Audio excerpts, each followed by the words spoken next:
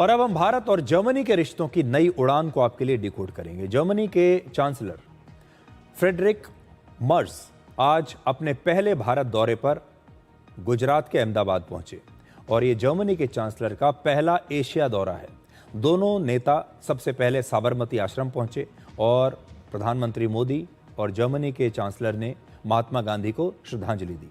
प्रधानमंत्री मोदी ने जर्मनी के चांसलर को साबरमती आश्रम दिखाया और आजकल पूरी दुनिया में प्रधानमंत्री मोदी की कार डिप्लोमेसी की बड़ी चर्चा हो रही है। आज प्रधानमंत्री मोदी और जर्मनी के चांसलर एक ही कार में बैठकर साबरमती रिवर फ्रंट पहुंचे। प्रधानमंत्री मोदी ने इस तस्वीर को सोशल मीडिया पर शेयर भी किया है और उन्होंने साबरमती रिवर फ्रंट पर अंतर्राष्ट्रीय पतंग महोत्सव का उद्घाटन किया और उस समय जर्मनी के चांसलर भी उनके साथ थे।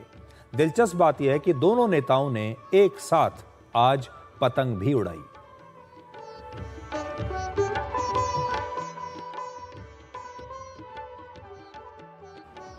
भारत और जर्मनी के राजनीतिक संबंधों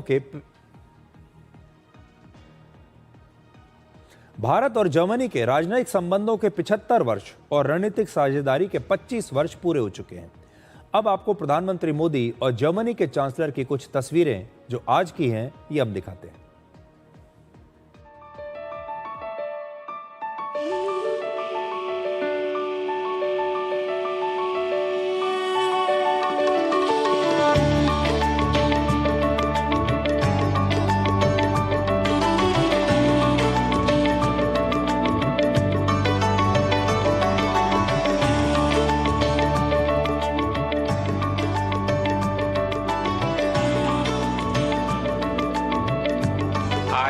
स्वामी विवेकानंद जयंती के दिन चांसलर मर्ज का भारत में स्वागत करना मेरे लिए विशेष प्रसन्नता का विषय है। चांसलर के रूप में यह उनकी भारत ही नहीं बल्कि एशिया की पहली यात्रा है। यह इस बात का सशक्त प्रमाण है कि वे भारत के साथ संबंधों को कितना गहरा महत्व देते हैं।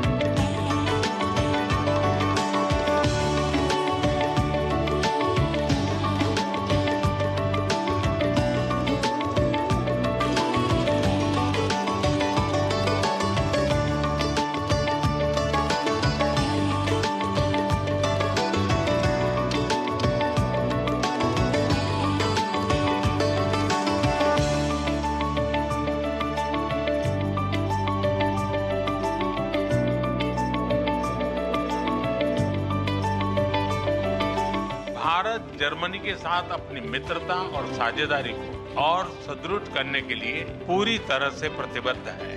भारत और जर्मनी जैसे देशों की अर्थव्यवस्थाओं के बीच करीबी सहयोग पूरी मानवता के लिए महत्वपूर्ण है। बढ़ते व्यापार और निवेश संबंधों ने हमारे स्ट्रेटेजिक पार्टनरशिप को नई ऊर्जा दी। तो भारत और जर्मनी के बीच रक्षा उत्पादन और रक्षा की टेक्नोलॉजी में सहयोग बढ़ाने पर सहमति बनी है। दोनों देश सेमीकंडक्टर और क्रिटिकल मिनरल्स के लिए मिलकर काम करेंगे। दोनों देश हायर एजुकेशन को लेकर आगे की रणनीति मिलकर बनाएंगे और प्रधानमंत्री मोदी ने आज जर्मनी की यूनिवर्सिटीज को भारत में अपने कैंपस खोलने का निमंत्रण दिया है। अब भारतीय नागरिकों को जर्मनी में वीजा फ्री ट्रांजिट दिया जाएगा और वीजा फ्री ट्रांजिट का मतलब यह है कि अगर कोई भारतीय नागरिक जर्मनी के रास्ते किसी तीसरे देश में जाना चाहता है तो उसे जर्मनी में फ्लाइट बदलनी अगर है तो उसके लिए अलग से वीजा नहीं लेना होगा। आज प्रधानमंत्री मोदी ने अंतर्राष्ट्रीय चुनौतियों से निपटने के लिए अंतर्राष्ट्रीय संगठनों में सुधार पर भी जोर दिया और इसी दिशा में भारत और जर्मनी ग्रुप 4 के जरिए यूएन सिक्योरिटी काउंसिल में सुधार के लिए मिलकर काम कर रहे हैं। G4 में भारत और जर्मनी के साथ ब्राजील और जापान है और G4 का मकसद संयुक्त राष्ट्र सुरक्षा परिषद में स्थायी सदस्यता में सुधार करना और इन चारों देशों को स्थायी सदस्य बनवाना है। संयुक्त राष्ट्र सुरक्षा परिषद में अभी अमेरिका, रशिया, चीन, फ्रांस और ब्रिटेन स्थायी सदस्य हैं और भारत बहुत समय से ये कहता आ रहा है कि उसे भी इसमें स्थायी सदस्यता अब चाहिए। आज हमने यूक्रेन और गाजा सहित कई वैश्विक और क्षेत्रीय मुद्दों पर विस्तार से चर्चा की। भारत सभी समस्याओं और विवादों के शांतिपूर्ण समाधान का पक्षधर रहा है और इस दिशा में किए जा रहे सभी प्रयासों का समर्थन करता है। हम एकमत है कि आतंकवाद पूरी मानवता के लिए एक गंभीर खतरा है। भारत और जर्मनी इसके विरुद्ध एकजुट होकर पूरी दृढ़ता से लड़ाई जारी रखेंगे। भारत और जर्मनी सहमत है कि ग्लोबल चैलेंजेस से निपटने के लिए ग्लोबल इंस्टीट्यूशंस में सुधार अत्यंत महत्वपूर्ण है। यूएन सिक्योरिटी काउंसिल में सुधार के लिए G4 के माध्यम से हमारा संयुक्त प्रयास इसी सोच का प्रमाण है।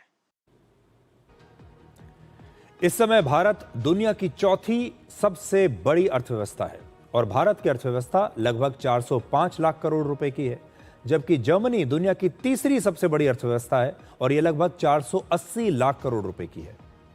नीति आयोग का अनुमान है कि अगले 2 साल में भारत दुनिया की तीसरी सबसे बड़ी अर्थव्यवस्था बन सकता है, यानी जर्मनी की अर्थव्यवस्था भारत से 2 साल के बाद पीछे हो सकती है।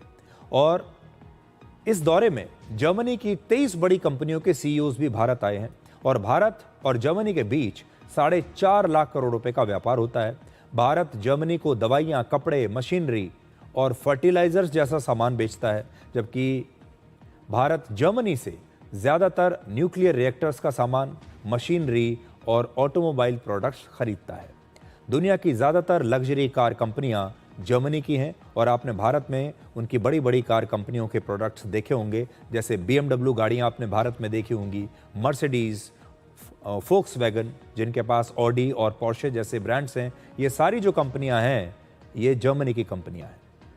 और जर्मनी के चांसलर के साथ एक बड़ी सबमरीन मैन्युफैक्चरर कंपनी के बड़े अधिकारी भी भारत आए हैं। इससे यह संकेत मिलता है कि भारत और जर्मनी के बीच सबमरीन के निर्माण को लेकर भी बातचीत चल रही है और भारत जर्मनी की टेक्नोलॉजी पर देश में ही 6 अत्याधुनिक सबमरीन बनाना चाहता है। यह डील लगभग 72,000 करोड़ रुपए की है, जिस पर बातचीत अभी अंतिम दौर में है।